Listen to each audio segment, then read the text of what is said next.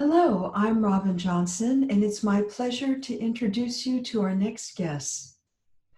Louis Mehl-Madrona graduated from Stanford University School of Medicine and trained in family medicine, psychiatry, and clinical psychology.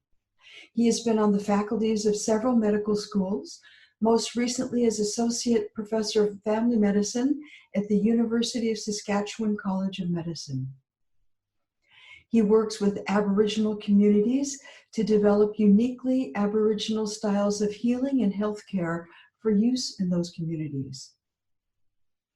Louis is the author of Coyote Medicine, Coyote Healing, and Coyote Wisdom, a trilogy of books on what Native culture has to offer the modern world. And his most recent book, co-authored with Barbara Mangai, is Remapping Your Mind: The Neuroscience of Self-Transformation Through Story. Louis is of Cherokee and Lakota heritage and is the director of Coyote Institute for Studies of Change and Transformation. You know, I think what we all are looking for is to be able to do what he described, right? I mean, that's what we want to be able to do. I mean, you know, we want to be able to create healing when we need to. And we don't know how to do that. And the only way that I've found to talk about it is to tell stories, like what he just did. Because we're not smart enough to do anything else. And really, when you think about it, if you want to make a point, what do? Tell a story, right? You don't get out your computer and do some PowerPoint with bullets on it, right? Nobody would pay attention to that. That's why math is so hard. It's hard to speak the language of math, you know, because most of us don't know the story that the symbols tell. So what I want to do in this hour that we have together is to try and take this a little deeper into the healing power of stories. And to do that, first I want to begin in the traditional way to set my context. And you know, when we come to a new place, what I've been trained to do is to offer tobacco to that place and to ask the cottonwoods to please don't give me too many sneezes, you know, and to let me come here without having to clear my throat 100 times a day, you know, because those cottonwood spirits are powerful. I think some of you've noticed that, haven't you? Yeah. They get your attention. They want you to acknowledge them. So I put some tobacco down by the river for them, and I said, please, you know, I don't want to cough here. I don't want to sneeze. I need your help, fellas. So I've had a few little conversations with the cottonwoods and the river and some of the spirits of this place, saying, you know, I'm just visiting, you know. Let me pass through in a good way. So also traditionally I've been taught when we come to a gathering, we need to say where we're from. And so I'm from southern Kentucky. That's where I was born. Anybody been to Kentucky? How about that? Yeah. Anybody been to Hell for Certain, Kentucky? No? Well, it has more garbage than people. That's its claim to fame. So anyway, I grew up in a little holler. Renfro Valley was the little holler. Mount Vernon was my town. Anyone been to Mount Vernon, Kentucky? All right. We got some travelers here. Would you stand on the stage? Would I stand on the stage? Okay. I can do that. I'll stand on the stage.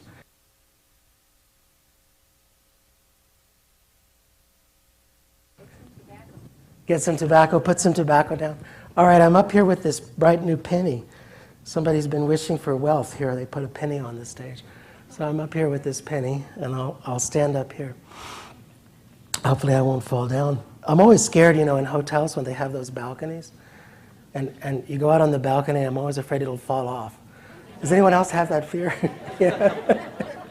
And that was especially true when I was in Cancun, actually, because the balconies are really rusty in Cancun. So anyway, I come from Mount Vernon, Kentucky, Renfro Valley. My mother's people were Cherokees and Scottish people, sort of a process of assimilation from Andrew Jackson's invitation to the Cherokee to leave Tennessee. Some of you know about his invitation. That's why they put him on a $20 bill, you know, because he was such a powerful, you know, inviter. And I never met my father, though I have to thank the United States Air Force for being here. Because in 1953, when I was conceived, they used to pay local women to dance with airmen. Yeah, they did that. Well, here I am. So I like to thank my parents for their moment of passion. I did eventually find his grave, which is on the Oglala Reservation, and through a lot of work on DNA testing of some other candidates, I found out that he was Oglala and Quebecois. So I also have a little foot in the fur trade, as it were. And of course, they say the modern fur trade is education. That's kind of an interesting concept. Anyway, that's where I come from. Those are my people. And that's made it interesting because it's made me, being a registered hybrid human, I've had to, I've had to try and figure out which part of me is which, And I won't tell you which part is French, but there's some other parts that we will talk about. And so I grew up in a kind of privileged way, really. I mean, our town, I'm grateful for it now. I don't know if I was then, but our town, even today, 60% of the families make less than $10,000 a year, so it's not exactly a wealthy town. And we didn't have many doctors to speak of. If you needed health care, you got on the bus, or if you were lucky enough to have a car, you drove up to Lexington or you went down to Nashville. Most people preferred Nashville because of the music, So if you had to go to the hospital, most of them went to Nashville. They could go to the clinic and then go to the Grand Ole Opry, all on the same day. But when I got to medical school, I write a little bit about this in Coyote Medicine. When I got to medical school, I discovered that my classmates were healing challenged, that they didn't believe in healing. And I just thought it was ordinary. I mean, I knew people went, it wasn't just Cherokee healing, it was Pentecostal healing, faith healing, rattlesnake healing. Though I have to say I was really scared by those snake handlers. I was always afraid the snake would get away. But, and I will tell you the story of what inspired me to study Cherokee healing and traditional healing. It was Gerald Revens, who is a famous guy. He invented the metabolic syndrome, which of course we now know doesn't exist. So that's the problem with conventional medicine, is you get famous for something and then it turns out it doesn't exist. So poor Gerald. Anyway, I don't know if he's still with us or not. If he's not, he's listening, because I called his name. And if he is, he's not listening because he wouldn't want to hear this. But anyway, he got up in front of us. I want you to imagine, this is 1973, right? So he gets up in front of us and he says, "Boys," that's because he can't admit that there's women in the class. And he says, "Boys, life is a relentless progression toward death, disease, and decay."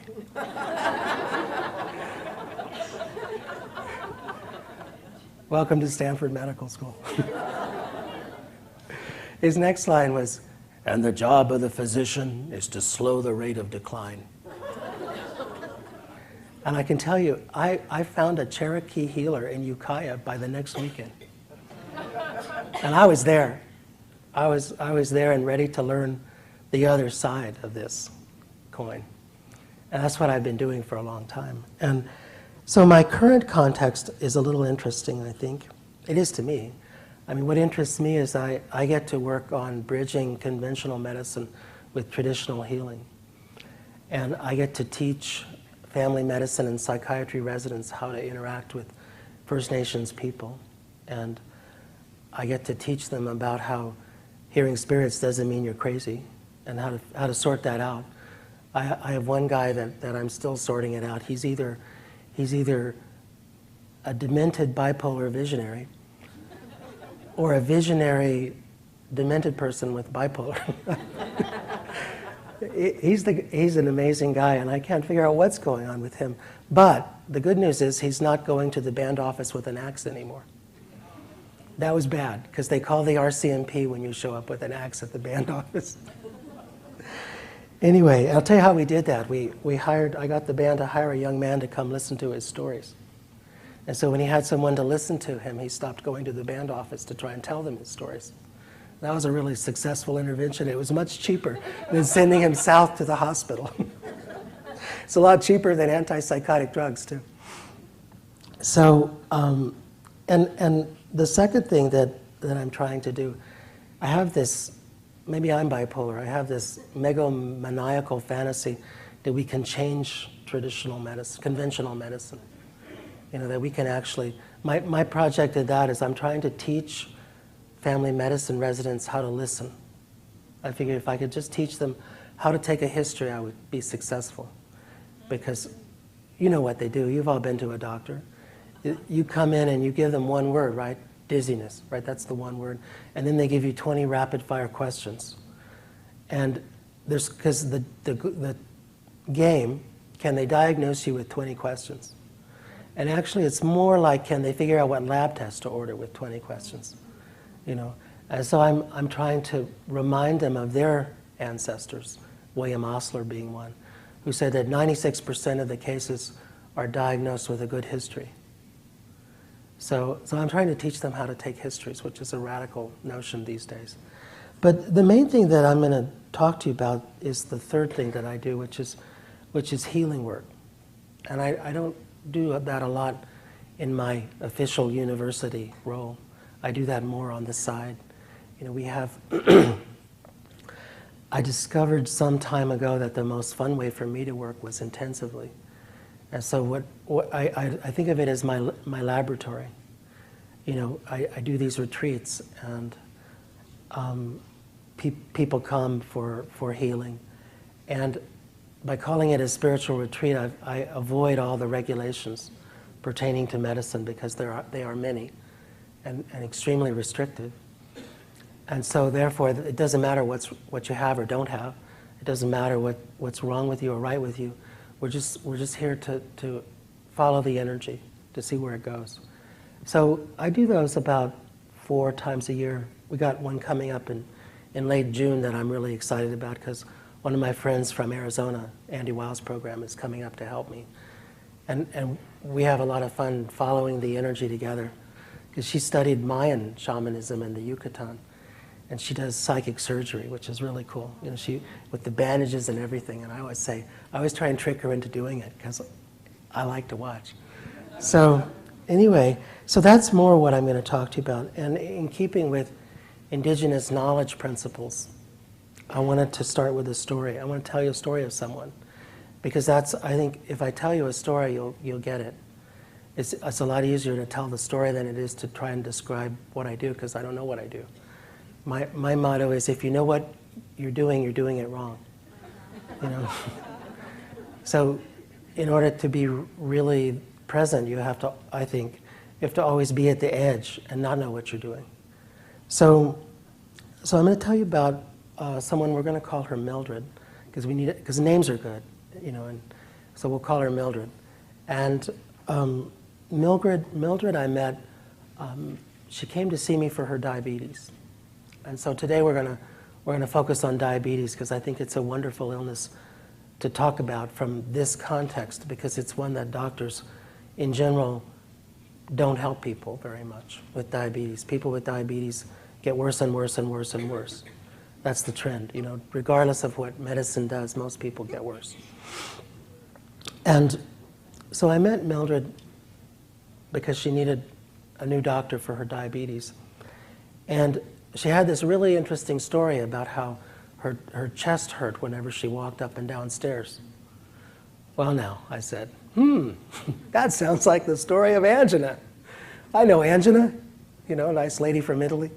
I think maybe we better get you a stress test, you know. And she failed her stress test with flying colors, and by the next week she was scheduled for bypass. So, but there was more to do, right? Because she's going to get a bypass. But what I like to do for everyone for their second appointment is to get everybody they know to come in. Because, you know, if you really follow indigenous principles, you know that illness lies between people, in the relationships between people, and not in the people themselves. One of the elders told me, he said, it's really stupid, those autopsies you do, because all you're finding are the footprints of the illness. You're finding what it left behind. But it's gone, because it lived but in the relationships that this person had with everything in life. So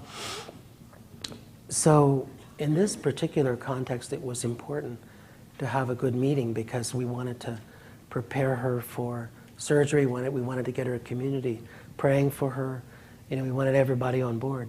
And she was a Dene woman, though she could have been anybody, right? This is not culture specific, this kind of work. She could have been Catholic, we could have had a priest there. She could have been Jewish, we could have had a rabbi there. I've done that. I've had priests with me, I've had rabbis, I've had mullahs, I've had all kinds of spiritual folk. But the important thing is to get the people together. We couldn't find a Dene elder, so we got a Cree to stand in, best we could do. There's, in middle Saskatchewan, there's always a Cree fellow around because that's their homeland. The Dene live in the far north, and it's harder to find a Dene elder in the middle of Saskatchewan. So he came in, and we had a little conversation beforehand, which was that I had some questions that I wanted to pose to the circle, because I wanted people to talk about some questions that were important to me, and then he would take over and do the ceremony. So, and do y'all know what a talking circle is? Does anybody not know what a talking circle is? Okay. A talking circle is a format. I think it's Lakota derived, but that may be because my father's Oglala and I'm prejudiced toward Lakota. But it's a wonderful procedure for European people because you can't just blurt out the first thing on your mind, which is like amazing, right?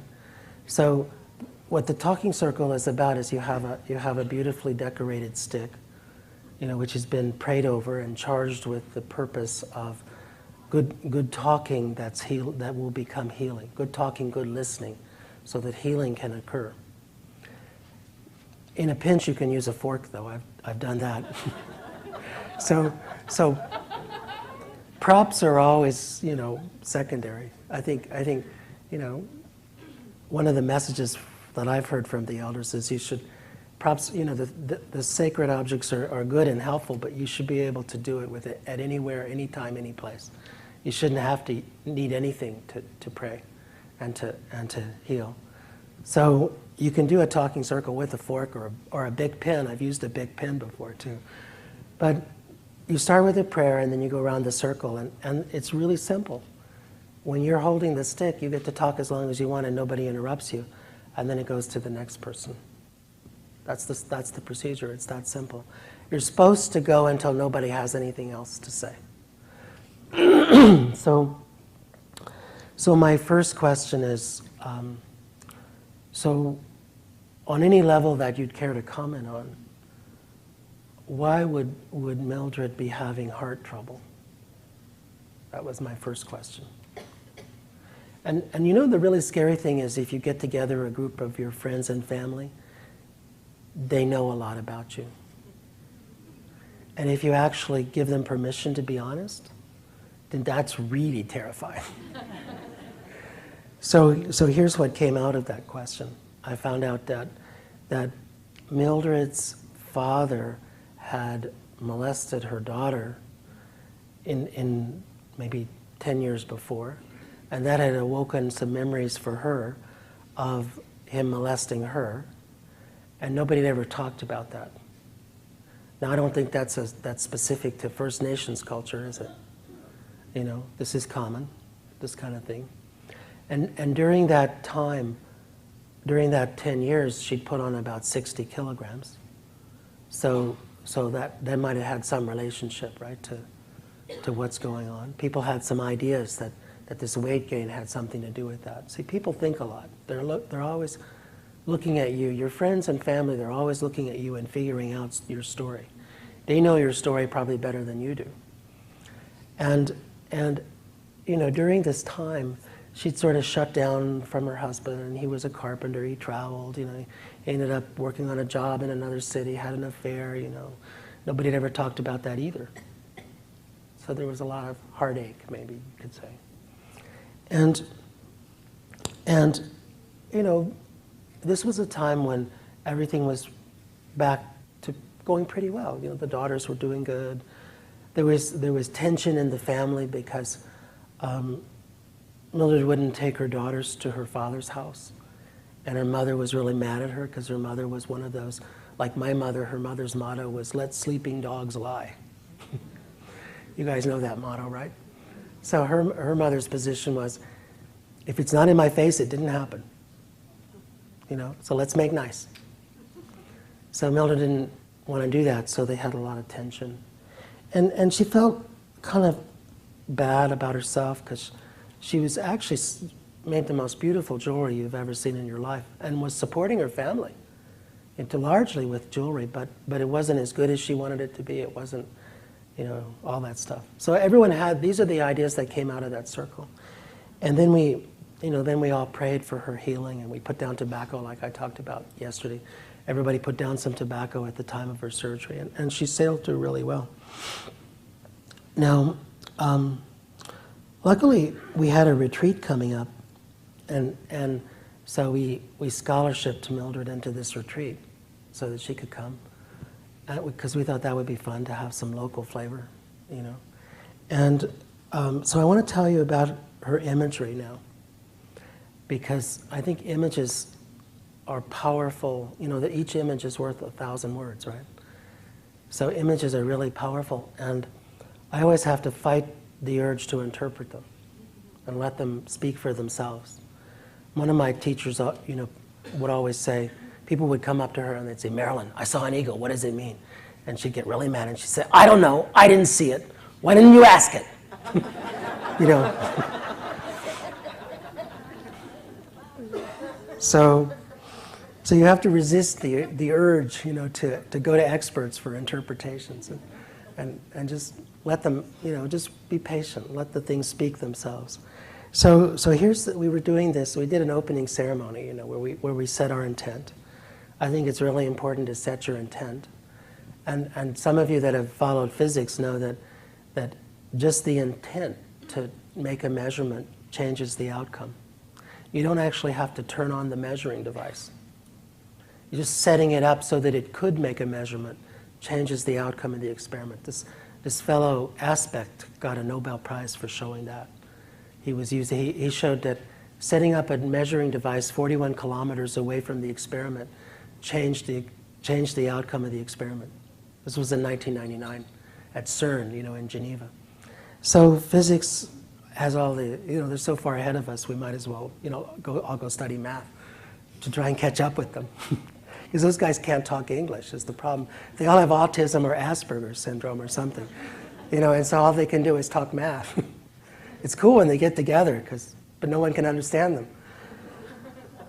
So anyway, so I think setting your intent makes a huge difference. And so everyone said their intent, and Mildred's intent was to get her diabetes under control, and so that her heart didn't have to be operated on again. So here's her imagery. It was really interesting. You know, we did the usual thing you do with imagery, which is to try and help people to stop thinking, because you can't let things speak for themselves, right? If you're talking all the time, you have to get still in order. If you want to go out to the river and you want to let the muskrats educate you, you have to get quiet enough to hear the muskrats speak to you. So you're never going to hear the beavers talk about Jesus if you're always chattering away in your mind. You've got to be mindless. You've got to be still. And so a lot of the work that I do with people is just to get them to be still, because if you're still, you'll find that there's all kinds of conversations going on. You know, the crows are talking to the ravens, and the coyotes are talking to the alligators, and all kinds of stuff. It's a world of dialogue. But you only can pick up on that if you're still in your mind, if you're quiet. So anyway, once she was in a state of mind where she was still, then I asked her to imagine, to let a landscape form where she could meet diabetes.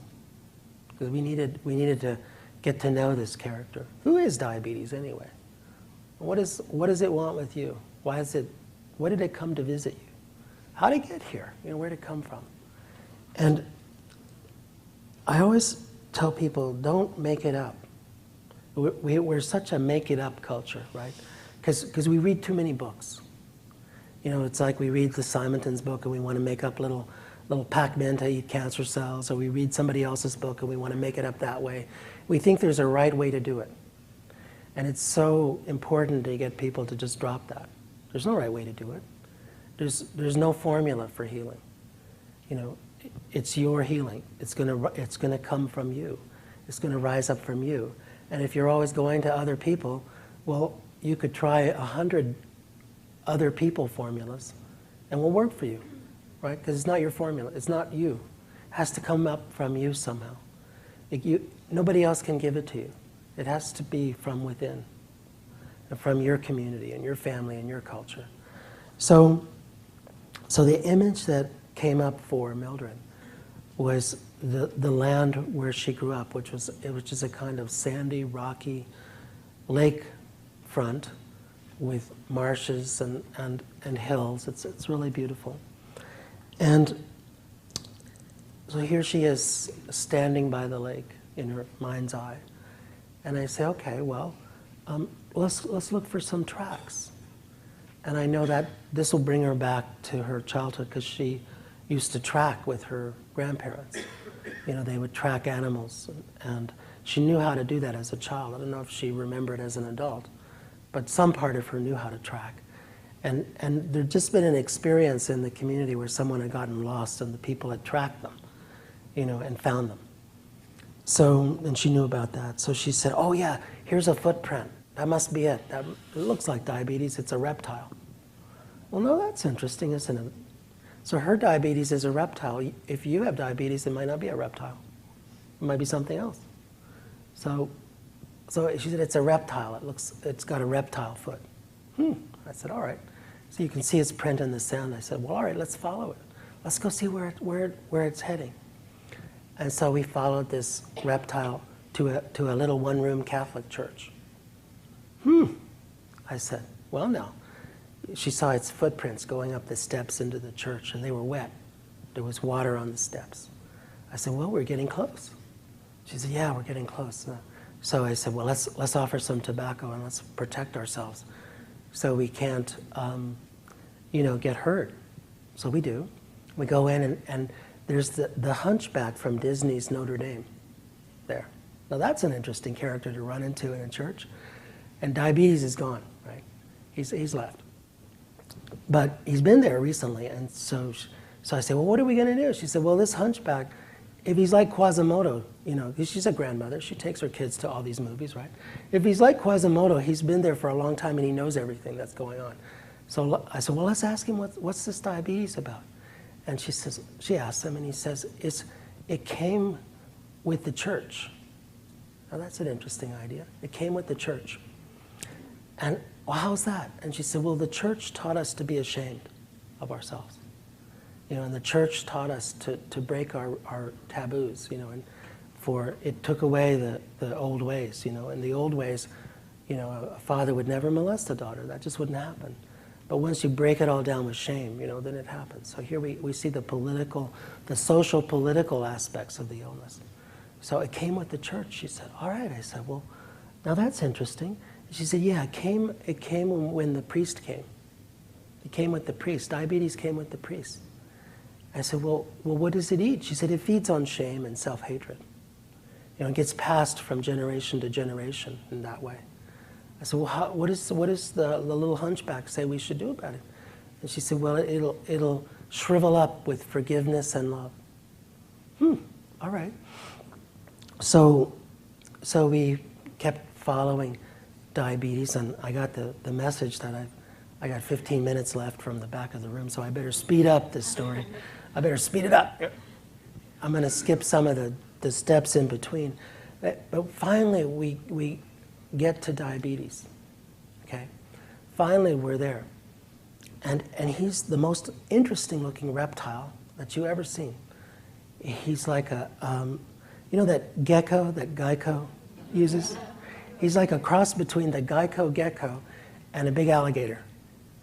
Like he walks upright like the Geico gecko, but he's got teeth, you know, like the alligator, and he's a mean, ornery, nasty character, right?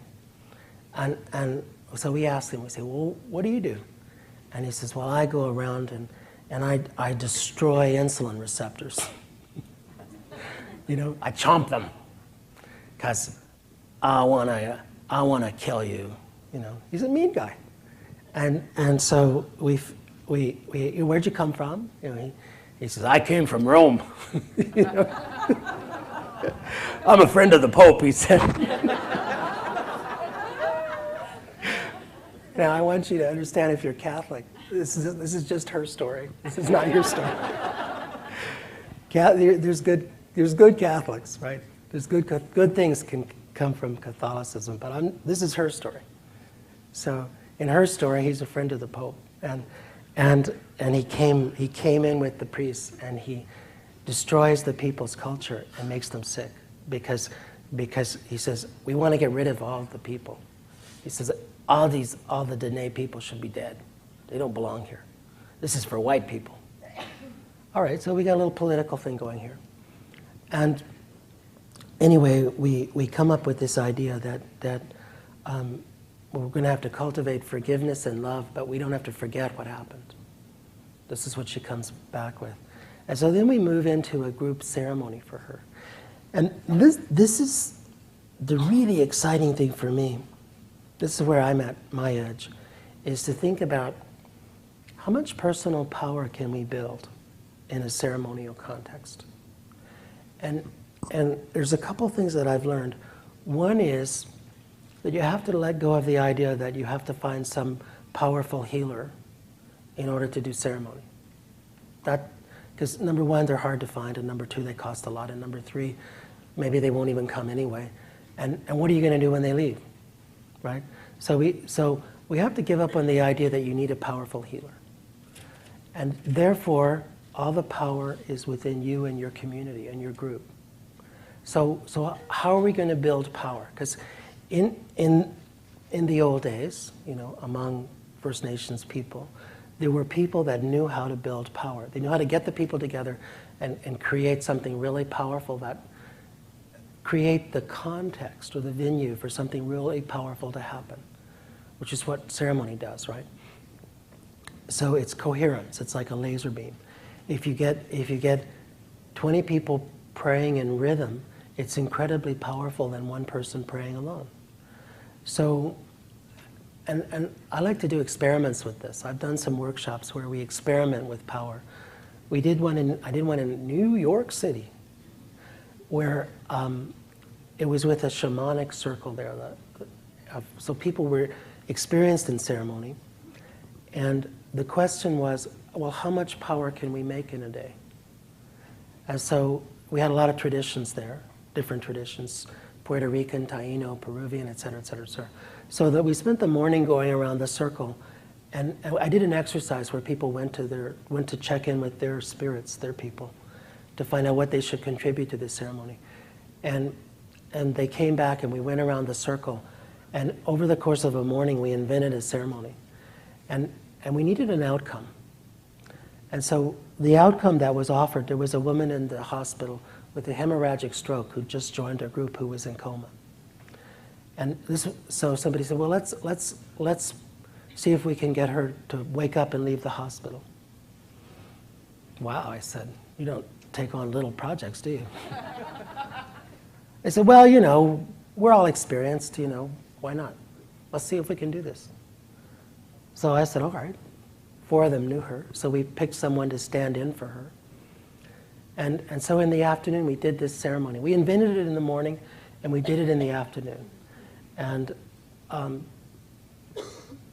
you know, the short version, because time's running, the short version is that 15 days later, she walked out of the hospital. Now, I know that my colleagues would have believed if we'd given her a drug, my colleagues would have believed that the drug caused her to walk out of the hospital. But they would never believe that a ceremony caused her to walk out of the hospital, because they're not quantum physicized. They didn't see the Bleep movie, you know. So there's nothing we can do about that. We could try and take them to the Bleep movie, but they're probably not going to go. They're going to go see, you know, Death Wish 5. So anyway, and it was a most interesting experience, because I asked my helpers to come, and they came, and they said, well, we got to defer to the spirits of this rock, because this is their home, you know. So these guys that live in the schists, you know, the rock that's underneath New York City, that's what allows them to build such big buildings, is this powerful schist. So they came around and they said, well, we thought you guys were stupid at first, and we thought a bunch of stupid New Age jerks, you know, waking us up. They said, but you know what? They said, you know, actually it's sort of a good thing you're trying to do here. So even though you're stupid, and we really think you should, you know, get smart, you know, we're going to help out. So and the really fascinating thing was about 4 or 5 of us got the same message, you know. So they went over to her hospital, and they came back and they said, she's a Jesus follower, so you got to call the Jesus spirits to go over there and help out. So someone did, you know. And then we were given some really specific instructions, like that we had water in the middle of the altar, and we were supposed to, you know, put it in moonlight for a day and then take it to her. When she woke up, she was to drink it. And, you know, spirits do that. They tell you stuff that doesn't make no sense. And you just have to do it, because that's what they told you to do. So we did it. But anyway, so what we did with Mildred was to try and create a ceremony where we could get the spirits to come who had the power to reshape her diabetes, to chase it out, you know, to make it less strong, to get rid of it on some level. And and the really hard thing as a modern person, I think for me and for you too maybe, is to just get out of the way, right? Because we've always got this observing part of us that's saying, well, you're just making this up. This is just stupid. This isn't real. You're just playing at this. You're just play acting. Stop that, right? And you can, you know, it's hundreds of conversations you've heard over a lifetime, right? About these kinds of ways. And you've internalized these conversations over a lifetime. And so when you start this work, you can't help but have them. And that's, to me, that's how the road to creating power in ritual is, to get rid of these conversations. That's why they wouldn't allow anthropologists in ceremony, you know, because the anthropologists were full of these conversations, these skeptical conversations. You know, one skeptic will spoil the whole bunch, right? It's like one bad apple. So my challenge always is to stop these conversations. And the more I can stop them, the more spirits come and the more powerful things happen. And what did happen, you know, we did this ceremony where we made a doll, right, for diabetes. And it was a really ugly, it was like we made it out of natural things, but it looked like Godzilla, you know? and so we had this ceremony where it's a Cherokee ceremony, but the doll making is influenced by modern culture, because the doll has to come from her. It has to be her image. So her image was this Godzilla, gecko, alligator-like character, right? That's what it had to look like. So we did this ceremony where all of us then surrounded her and tried to. We actually did pull out. See, there's that voice in my mind. Remember, I said tried. We actually did pull this energy out of her. You know, help the energy to come out and channel it into the doll. And then when we really felt sure that it was gone, you know, to kind of cover her up with sage and smoke and bless her with an eagle fan and things like that. And then, you know, take the doll out and we put it on a little boat, and we put it in the river and we set it on fire. We just let it float down the river on fire, which I love that image. I really like that. I like setting things on fire anyway, you know. Luckily, it was my brother that burned down the barn and not me. But I used to try and make dynamite as a kid. You know, I set a lot of garbage cans on fire. Anyway, I like to set things on fire, and we all had this feeling of relief, like it's gone, okay, and her diabetes improved dramatically. Her sugar went from like an average of like 10 down to an average of like 6. So, you know, the normal being 4 to 7. And she felt calm and peaceful. But she couldn't stop there, right? The retreat ended. You know, and what I've learned about retreat is the really important thing is what you do afterwards.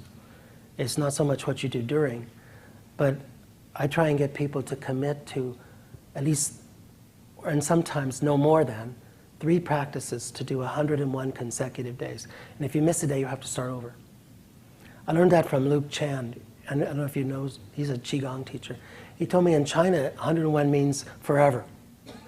So if you do something for 101 days, he said, that means you'll do it forever. He said, but it has to be every day. So Mildred's commitment was to pray every day, to get up in the morning and pray every day, and to let her prayers guide her day. And then in the evening, you know, before she came home, to offer some tobacco and to smudge herself before she went into the house. And each time that she smudged herself before she went into the house, to imagine forgiveness and love. And the other practice that she committed to, actually she took on 4 practices. The other practice she committed to was no more sugar in her life. No more white powder, right? And the other practice was the practice of walking in the step foot of her ancestors who walked. They walked a lot. They walked far. You know, Geronimo, for instance, could run further in a day than a horse could. I don't know if you know that. People have more stamina than horses do. Horses can run faster in short bursts than people can, but people can run further in a day than a horse can go. And this is how Geronimo avoided being caught by the U.S. cavalry, is because he and his people could run further in a day than the cavalry could track them on horse. So people really do have stamina, you know. And so for her, I like to talk about ancestral stories, right? What is the wisdom that our ancestors impart to us through the stories? And hopefully, and I'm going to finish with a story that I told her that she remembered to keep going. So the story is about being strong for her, about walking in the footsteps of her ancestors every day, which means going down to the river and making a long walk. Now you know how good that'll be for diabetes. So here's the story that I finished with. It's a Dene story, and it's a Southern Dene story, but it's still a Dene story, so it still comes from her people, even if it came from a different bunch of them. You know that story. The Dene were at war with the Cree, and they were losing. So some of them went north and some of them went south. The ones that went south came to Arizona. The ones that went north went to the Athabascan. So this is a story of creating rain, because as part of her imagery, she saw rain as a healing power for forgiveness. Like the forgiving and the loving power of water was really important in her own personal imagery. And one of the things that she wanted to do was to walk outside in the summer rain and be cleansed. So you wouldn't want to do that in the winter because the snow is pretty cold. So once upon a time, there was a problem, right? Because remember, maybe you don't know this, but Coyote stole fire from Fireman. And the problem was that when Coyote ran down the mountain with this cedar bough tied to his tail, burning brightly on flame, and Coyote would zig and zag, and Fireman was shooting arrows, and all chaos had broken loose. Bushes caught on fire, because Coyote was like trying to jump from bush to bush, hide behind bushes, zigzag to avoid, being hit with one of those flaming arrows. And all the bushes started burning. A little different burning bush story. And little Wind Boy made matters worse because he thought this was a new toy, right? Little Wind Boy is looking at all these burning bushes saying, wow, this is fun. Why don't I blow around and see what happens? Well, you know what happened. The fire spread fourfold with the help of Little Wind Boy. And so the whole mountain is on fire now. And now it's always first woman that has to get the people out of a jam. I think you know that. This is consistent with my culture too, that the older women are the ones that always save the day. And the people are really mad at Coyote, right? And now Coyote, he can't help it. He's got his job. Coyote's job, is to make sure nobody stays the same. Because if you stay the same, you'll die, right? I mean, and as we heard earlier, dying is not a bad thing, but the kind of dying that happens when you stay the same, maybe it is a bad thing, I always heard that you have to keep moving and doing your work and growing and changing so that you can have a party when you get to the other side. You don't want to go to remedial education when you get to the other side. I was told that if you work hard on this side, they let you party for a year when you get over there. But if you don't, you have to go to remedial school, and that's no fun. Anyway, I guess that's what they call hell, is remedial education for a year. So anyway, the people are mad at Coyote, but Coyote's only done his job. He just brought change, right? He brought transformation, and the problem with any gift from Coyote is that it always cuts both ways. Like, anytime you get something like that from Coyote, like fire, well, it's got good and bad properties, right? You gotta develop to learn how to handle it. And luckily, first man came up with a really good idea for the future. It didn't solve the current problem, but it came up with a really good idea that from now on, we'd take reeds and moss and carry coals on the top of these reeds, bedded in moss so that they would keep going, but they wouldn't burn anything down when we had to move fire from place to place. So that was a good idea, but still the mountain's on fire and first woman needs some help. Well, Cardinal volunteered to go up to scope out the fire and get the full extent of it, study it, find out how hot it was, how it's spreading, collect data, sort of like a weather plane. That's why Cardinal's red, because that was the side effect of getting that close to the fire. And anyway, Cardinal came back with a lot of good information, but no ideas on how to put it out. And first woman thought, it's water that we need. We need water. Water will put out that fire. So she went to the water dwellers, and she said, hey guys, she went to the beavers and she said, hey, guys, could you build us a tunnel, to get the water up to the mountain so that, put out the fire? And they said, nah, forget it. We're not going to be bothered by this. Our homes are in the middle of lakes, we're not going to get burned out. We don't care what happens to you. Too bad for you. And so the muskrats turned her down, the beavers turned her down, all the water animals turned her down. Well, that wasn't very nice of them. So then she had a really good idea.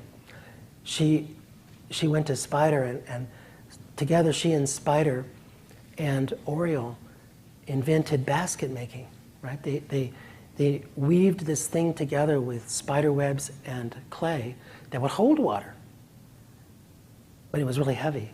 That was a problem. So she went to the big birds, eagle, hawk, pelican, really big birds. And she said, hey guys, would you carry this basket up into the sky and drop the water on the fire?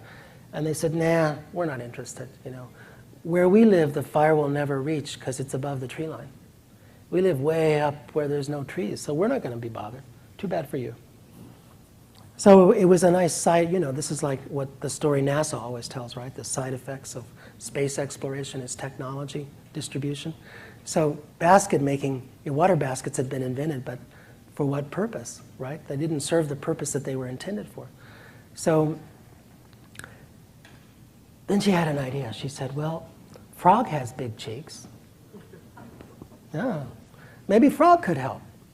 And so she went to Frog and she said, Frog, she said, I think if you and your family fill up all of your cheeks with water, and we can find some willing birds to carry you up on top of the mountain, that if you let all that water go onto the mountain, the fire will go out.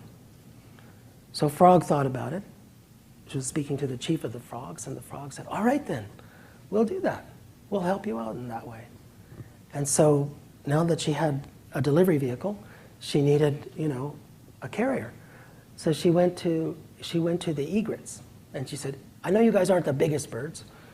Probably you're not the smartest birds either, if you've ever watched egrets in action. But she said, would you guys carry the frogs up and let them drop the water? So they said, yeah, we'll do that. That's probably because they're not the smartest birds that they agreed to do that.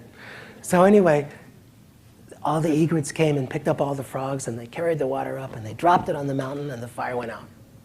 Yay! Happily ever after, right? But First Woman is also a very good prevention. She must work for the Saskatchewan Institute of Prevention or something. So she said, now this is going to happen again, she said, because fire has been unleashed in the world. This is going to happen again. What are we going to do about this? And when they let the water down on the mountain, they had created clouds. There weren't no clouds before this. And the clouds were sort of floating around looking for something to do, because that's what beings of all sorts. I mean, everybody needs a meaning and a purpose, right? Even clouds. And so these clouds that had just been invented said to First Woman, they said, hey, we need something to do. How about if we be like sponges and we'll just float around and we'll pick up water from here, and when we get to somewhere else that needs water, we'll just let it go. And she said, that's a great idea. All right then, that's going to be your job. And they're still doing it today. As you know, they're still at it. Occasionally they sulk, and we have droughts. When the clouds sulk and they all hang out in San Diego in the summer, and they won't come to New Mexico or Colorado. And then you have to do a ceremony to get the clouds to stop sulking. But, then they do. So anyway, that was the story that I told Mildred. And Mildred remembered that the water was her friend. The water would put out the fire, inside of her, and would keep her new vessels from clogging up. And by the way, the image that she had about the clogging up was that it was icicles inside her arteries from her heart getting cold. Oh, that was a beautiful image, And so the prevention was to keep her heart warm. And you can see how people, when they develop these personal images and these personal stories, it's really powerfully changing of behavior. It's transformative. And so, she still has diabetes, but she's got it under control. Her blood sugars are wonderful. We measure glycohemoglobins to see the long-term control of diabetes. Hers are perfect. She's eating a good diet. She's drinking pine bark tea, which is full of antioxidants, which prevents the complications of diabetes. That's what kept the French sailors alive in Montreal in the 1600s, was the locals fed them pine bark tea so they wouldn't get scurvy. So she's doing good, and that's what we're all after, I think, eh? We're all after this sort of healing. And so the message, I'm getting the idea that I have to stop soon, right? Isn't it, haven't I used up my hour? All right, I'm fine. The message I want to give you is that you all know how to do this. Much as I enjoy giving talks, you actually don't need experts to heal. You don't need great healers to heal. It's all inside you. You know what to do. And how do you figure it out? Number one is you have to set the intent. You have to say, I can do this. And don't be new age on me. Don't try and do it all on your own. Include your family and your community.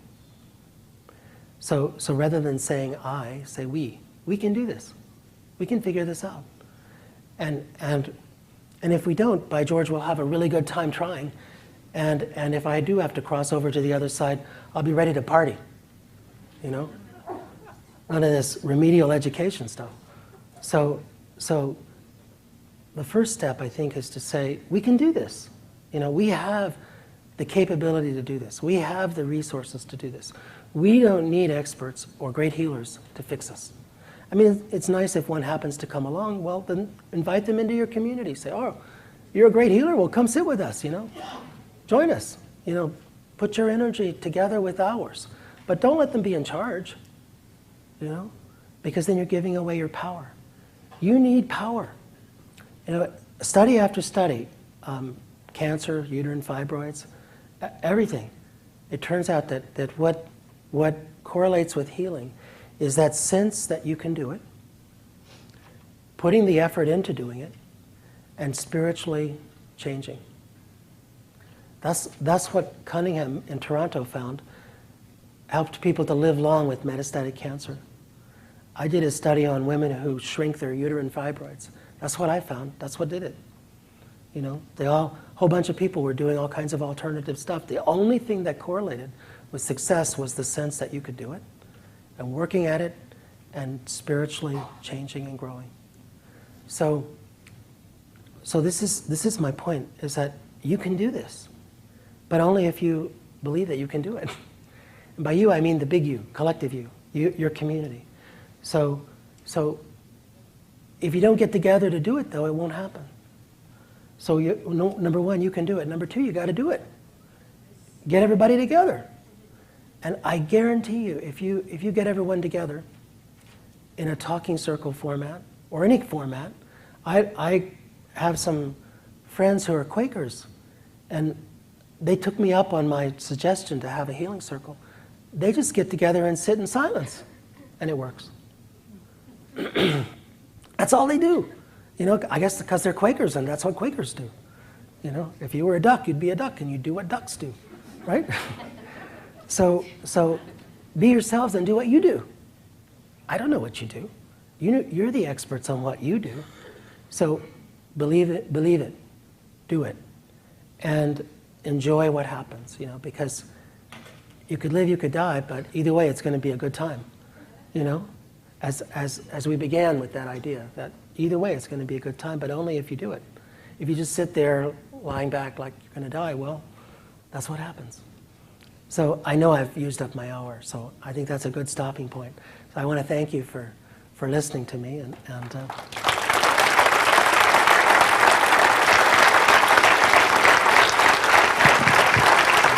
you can join Louis out in the bookstore for some signing, and be sure and check out his workshop this afternoon. Thank you very much, Louis.